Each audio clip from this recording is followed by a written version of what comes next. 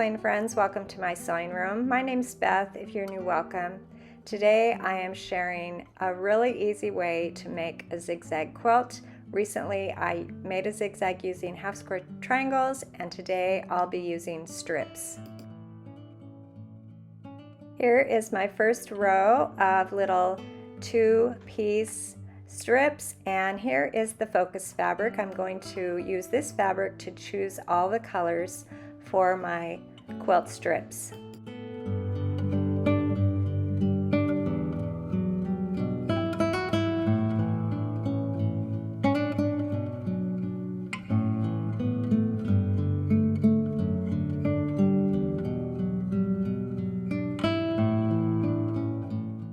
Here's my stack of fabric that I'll be cutting 3.5-inch strips from. I need 2 strips from each of my fabrics, and here's the brown here on the table, and then also along with the different colors that I'm choosing, I also need a constant, a color that is going to be every other in the quilt itself.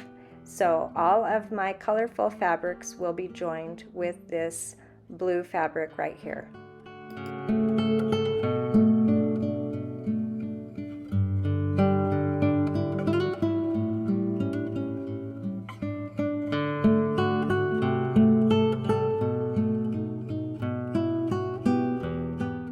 For my quilt, I am cutting 9 different fabrics. I needed 2 strips from each fabric, the width of fabric, and then I would do the same for the blue. I would cut, actually I would need 18 strips of the blue, but as I said, I'm using a sheet, so I only needed 9 strips because it was pretty wide.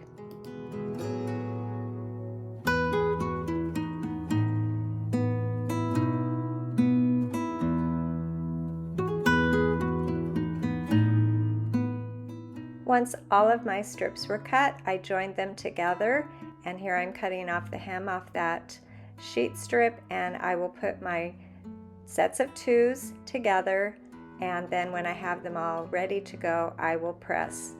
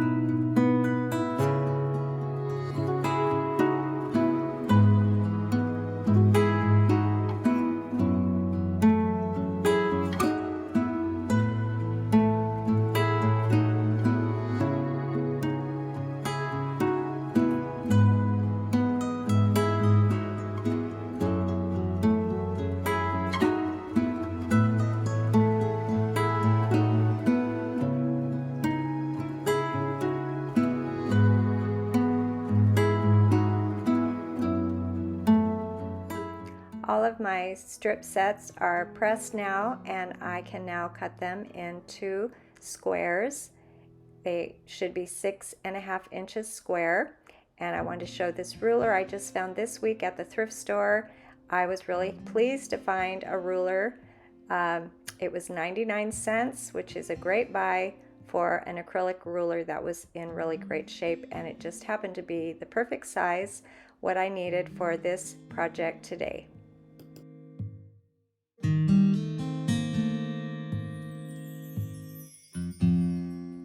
I was able to get 6 squares out of each strip set, the width of fabric.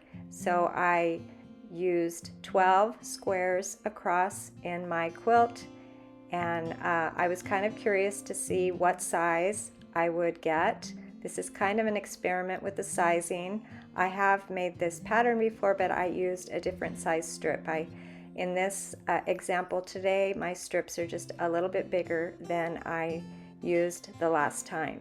So I thought it'd be fun to see what size quilt I could get using these larger strips.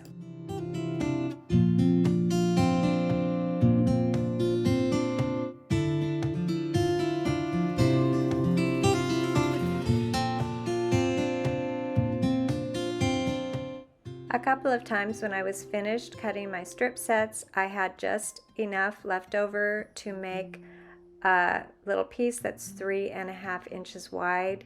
So it's basically a 4-patch when I have 2 of these. So I'll put these in my 3.5 inch strip, or I should say 3.5 inch square drawer that I have here. I can file it away and it'll be ready to go when I need it in the future.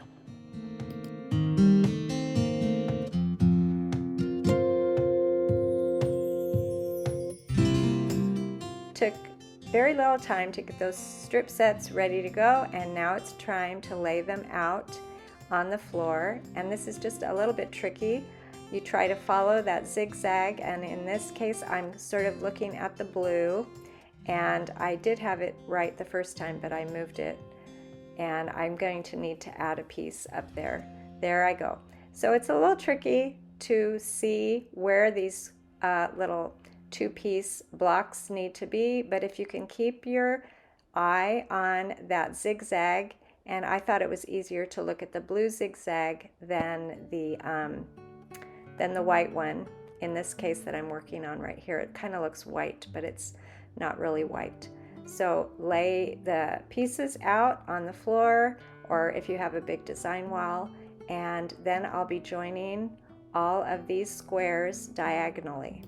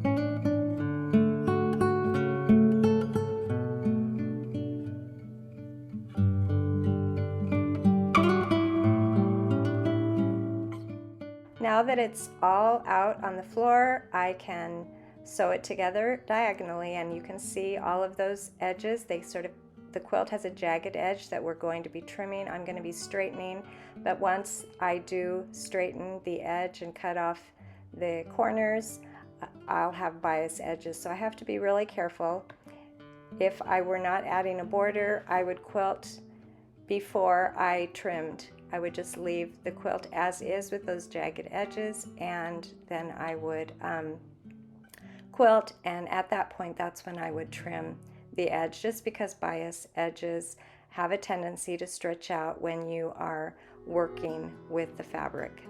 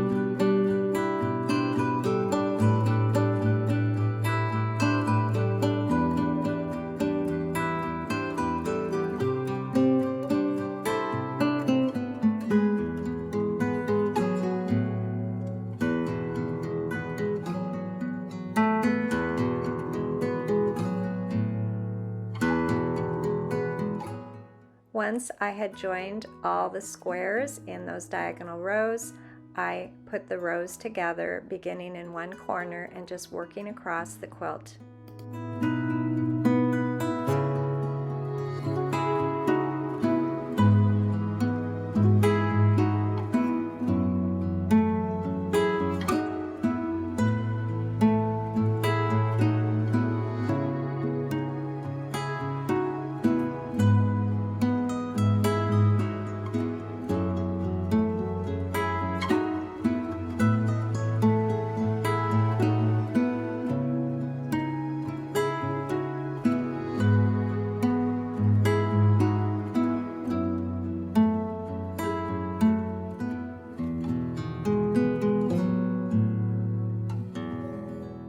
Here's my quilt top after sewing all of those rows together with those jagged edges. I almost stopped right here and folded it up to be quilted in the future, but I decided I would go ahead and add borders. I did have enough of that blue fabric to make some 4.5-inch borders all the way around.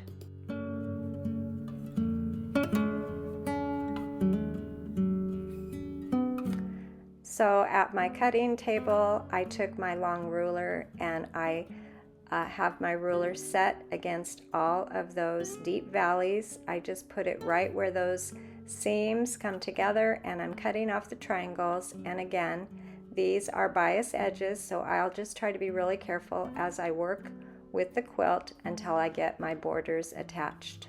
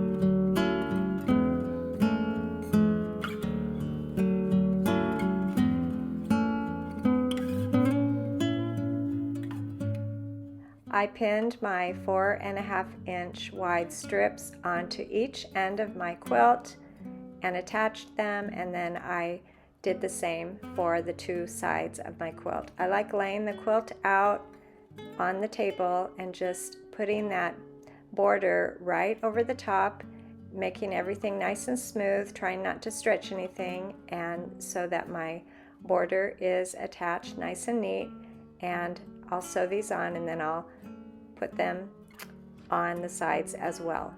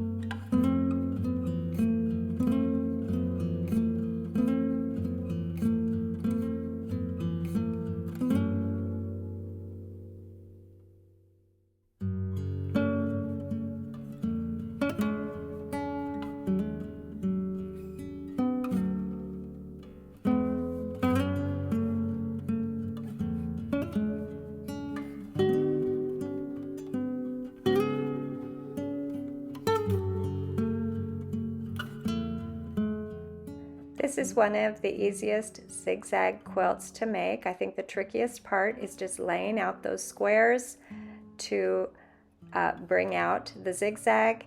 And with this quilt, adding the border just added a little step, but my quilt measures 55 by 81, and it took very little time to sew it together. Thanks for joining me today, and I'll see you next time.